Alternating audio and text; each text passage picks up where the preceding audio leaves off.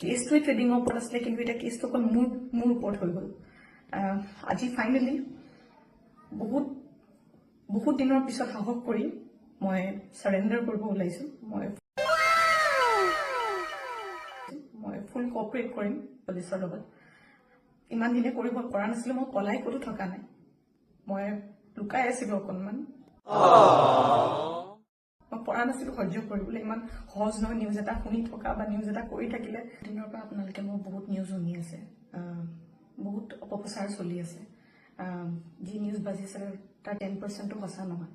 আৰু মই ইমান দিনে একো মাত মাতিব পৰা নাই, কাৰণ ইমান হেৰেছমেণ্ট, ইমান মেণ্টেল হেৰেছমেণ্ট, যোনটো কেতিয়াও মই ভাবাই নাছিলো হ'ব বুলি, সেইখিনি মই পাৰ কৰিব লগা হৈছে।